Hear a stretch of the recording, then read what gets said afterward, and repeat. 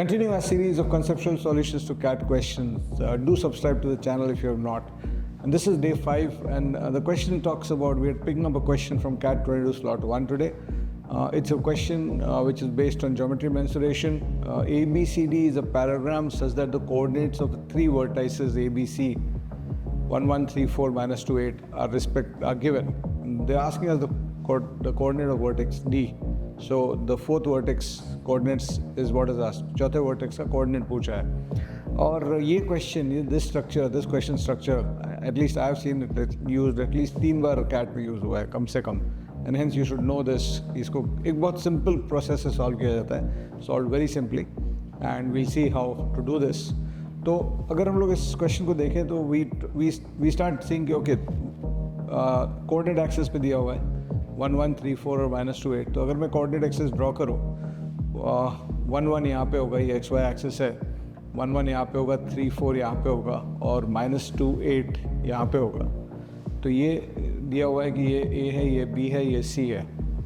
तो मेरा पैराग्राम कुछ इस तरह का बन रहा है, जहाँ पे A, B, C में इस तरह से अगर नोटेट करूँ तो D कुछ इस तरह का निकलेगा. The point D will come somewhere like this here, और इसका कोऑर्डिनेट्स पूछा है, और ये 1, 1 है, ये 3, 4 है, और दिस कोऑर्डिनेट इज minus 2, 8. सो इसका जो सिंपल स्ट्रक्चर ऑफ सॉल्यूशन है वो बेस्ड होता है उस कॉन्सेप्ट पे कि डायगोनल्स जो होते हैं पैरेललोग्राम के, they intersect each other, not at right angles, that's not necessary, but they intersect each other. Right angles पे स्क्वायर के डायगोनल्स एक दूसरे को इंटरसेक्ट करते हैं. तो ये डायगोनल्स अगर हम लोग बनाते हैं तो ये दोनों को इंटरसेक्ट करते हैं और बाइसेक्ट करता है. So that means this is the mid point of this line and it's also the mid point of this line. तो अगर ये मिड पॉइंट है तो अगर इंटरपोलेशन से मैं इसका पॉइंट खोजूँ कि ये इसका x वैल्यू 1 है, इसका x वैल्यू -2 है, तो इतना जाने में 1 से -2 जा रहा है, मतलब 3 डिस्टेंस ट्रैवल हो रहा है, तो आधा जाने में 1.5 डिस्टेंस ट्रैवल होगा. सो ये 1 से -3 करके -2 जा रहा है, तो यहाँ तक ये इसका आधा वैल्यू कम होगा. दैट मीन्स -1.5 कम होगा. सो ये पॉइंट जो हो जाएगा उसका x कोऑर्डिनेट -0.5 है. एंड लाइकवाइज y कोऑर्डिनेट 1 से 8 का जंप है, मतलब 7 का जंप है, तो आधे जर्नी में 3.5 का जंप आएगा. सो हाफ पे जंप आएगा, यहाँ पे भी हाफ में था वो. So this value will become 4.5. तो एक बार ये दोनों आइडेंटिफाई हो गया कि अच्छा 0.5 -0.5 4.5 है. Now if you go on the other diagonal, you now again use interpolation या extrapolation in this case. इस डायगोनल पे जब हम आधा जा रहे हैं तो 3 से -1/2 पहुंच रहे हैं, मतलब 3.5 की जर्नी कर रहे हैं तो x वैल्यू पे. तो पूरे जाने में the journey will become 3.5 more. 3 + 3 to -0.5 is a 3.5 distance journey. So if I go more on this side, the journey will increase by 3.5. So और -3.5 में इधर से जाऊँगा -0.5 पे, तो मैं -4 पे पहुँचूँगा.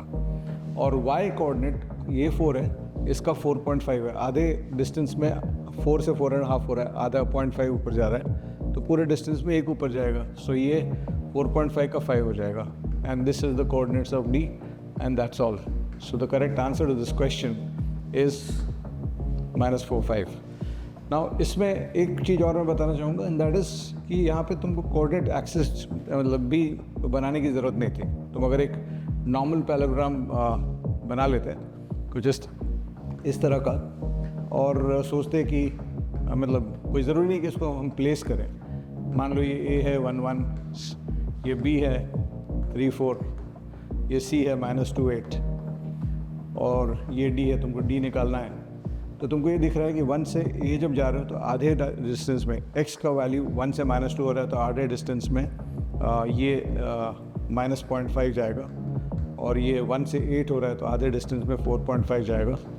इस तरफ जब जा रहे हैं तो हाफ डिस्टेंस में -3.5 मूवमेंट है, तो फुल डिस्टेंस में -7 मूवमेंट होगा. तो 3 में -7 करोगे तो -4 आ जाएगा. और y एक्सिस पे y कोऑर्डिनेट्स में 4 का 4.5 हो रहा है, तो पूरे डिस्टेंस जाओगे तो 5 हो जाएगा. तो -4, 5 will become the answer. So you really do not need to bother about tracing these points on the coordinate axis, so that this solution becomes even faster agar usko use karo. So I hope you're liking this series. Do write your comments, and there will be alternate solutions, of course, and I would love to hear that from you. And do support the channel by subscribing. We'll do our best to do as much as we can for you and all our subscribers out there. Thank you so much.